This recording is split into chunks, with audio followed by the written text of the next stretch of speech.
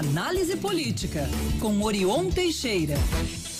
Ao vivo com imagens para quem está lá na nossa live no YouTube. Olá, Orion, bom dia para você.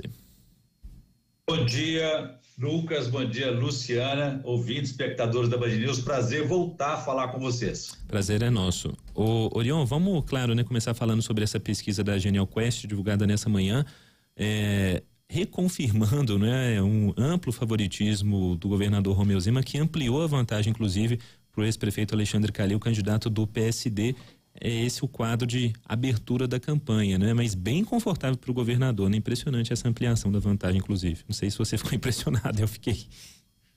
Sim, Lucas, mais do que favoritismo, exibiu o crescimento de Zema ante Calil e o levaria a vencer, tá? A se reeleger no primeiro turno, caso a eleição fosse hoje.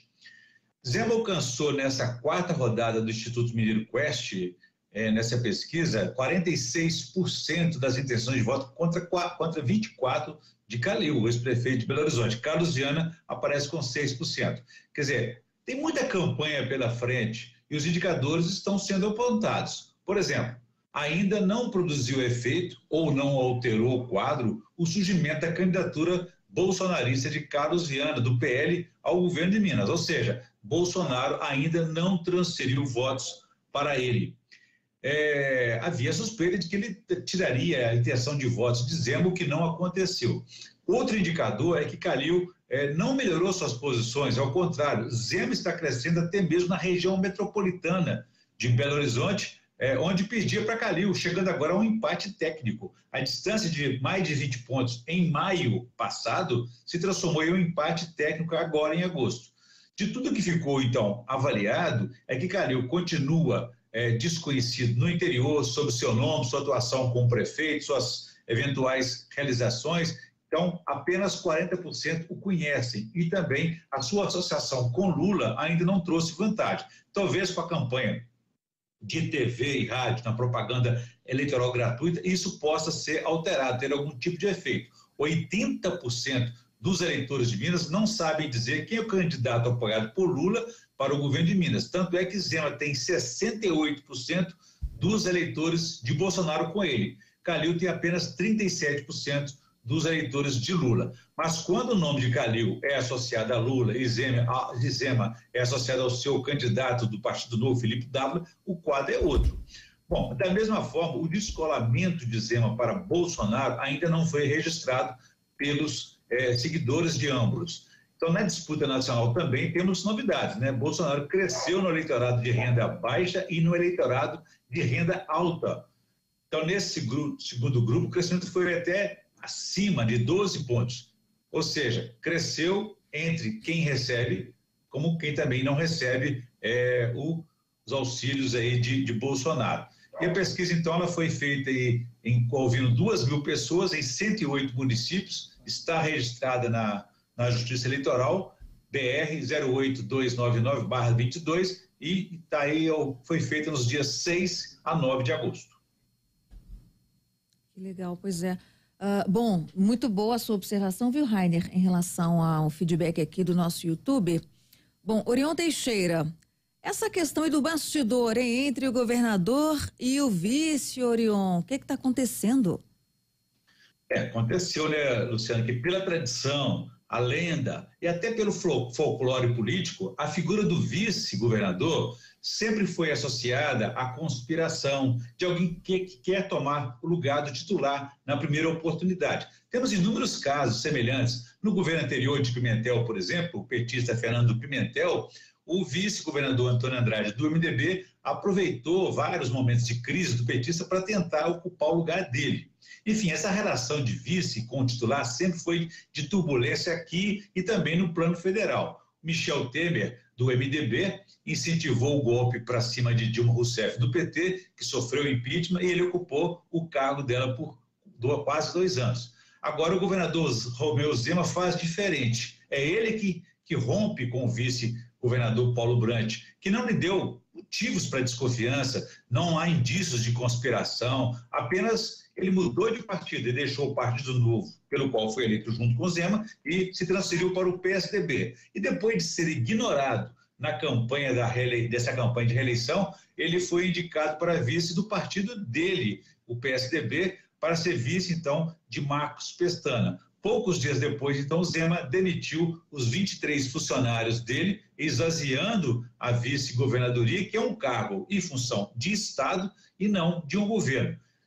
De um vice que foi, inclusive, eleito como ele. A reação de Brandt não poderia ter sido diferente. Ele chamou essa vingança de Zema de ato mesquinho.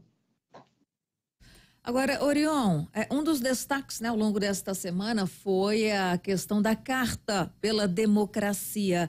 Qual a sua avaliação, hein, Orion? Luciana, importante essa manifestação, esses atos que foram apartidários, mas com certeza são políticos. É a reação da sociedade, a manifestação que já alcançou aí 1 milhão de signatários nesses documentos e se espalhou aí em atos pelo país, em dezenas de cidades, inclusive aqui em Belo Horizonte, Juiz de Fora, Ouro Preto, Mariana, todos eles se manifestando a favor da democracia, da lisura e confiança nas urnas eletrônicas, na justiça eleitoral, nas instituições democráticas, nesse momento e contexto em que o presidente da República assume esses ataques, essa desqualificação, né, tanto das instituições como das urnas eletrônicas. O ato ele chamou para si, mas o ato não foi feito contra ele, mas reagindo às agressões dele sobre essas instituições. Então foi um ato importante em favor da democracia, que a sociedade está se unindo, você viu que o capital e o empresariado teve presente, trabalhadores organizados em centrais, em sindicatos, assim como estudantes. Pela primeira vez a gente viu aí a União Nacional dos Estudantes participando lá de empresários, sempre aí unidos em defesa da democracia, do Estado de Direito, o que é fundamental para o sucesso do país, seja na economia, na sociedade, na política, enfim. Esse é o rumo que o Brasil não pode perder essa democracia. Com certeza. Orion, deixa eu só te perguntar, que a gente trouxe aqui nas nossas manchetes também, voltando a falar da pesquisa da Genial Quest, os números para o Senado, e me impressionou muito, assim, o nível de desconhecimento.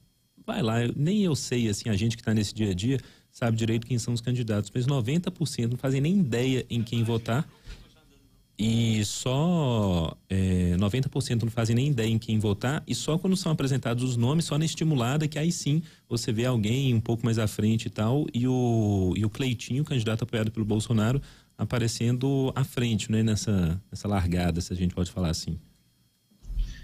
Esse desconhecimento, essa desmobilização do eleitorado, Lucas, é um campo aberto aí para o surgimento de um outsider.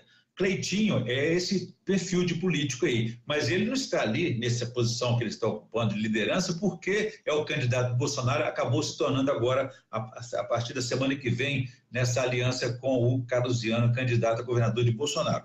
Ele já estava liderando pelo estilo, pelo perfil, por esse formato que eu disse aí de outsider, de alguém que está descolado da política, agredindo a política, as instituições, o mesmo efeito, o mesmo perfil que elegeu Calil lá atrás, Zema em 2018 e Bolsonaro também. Então, ainda está prevalecendo esse formato numa campanha para um cargo que é pouco conhecido. Os cargos no legislativo não trazem essa mobilização, não, mas sabemos que a eleição para o senador, ela está associada a uma chapa. Esses efeitos ainda não foram associados, nem foram medidos e nem repercutiram perante o eleitorado. Por isso que é uma eleição ainda indefinida, tem esse grau de desconhecimento, de desinformação, como se diz, mas na hora da eleição, na hora da campanha, isso vai ter que ser esclarecido, como na campanha para rádio e TV, e na hora de votar não tem jeito, a pessoa vai votar fazendo aquela associação ao candidato a governador e também ao candidato a presidente. Temos que aguardar um pouco mais. É isso aí. Tá certo, Orion, a gente fica por aqui então, bom fim de semana. Segunda você tá de folga, como é que é? Nós estaremos juntos aí, temos também amanhã, né, Lucas, uma participação numa entrevista coletiva, temos uma candidata a governadora? Isso, a Lorene Figueiredo. Do PSOL, então, vai nos dar uma entrevista contando tudo sobre esse desafio que ela tem de representar as mulheres junto com outras 3 candidatas para furar esse bloqueio aí machista na política. Ela fala de coisas interessantes sobre a diversidade e a pluralidade na política. Convido a todos vocês, então, amanhã TV Band, às 18h50, na Band News aqui, às 18 horas no domingo. E quem quiser saber mais, pode consultar meu blog, www.blogdorion.com.br. Um abraço a todos e façamos um bom dia. Valeu, façamos, Orion. São 10 horas e 42 minutos. Sabia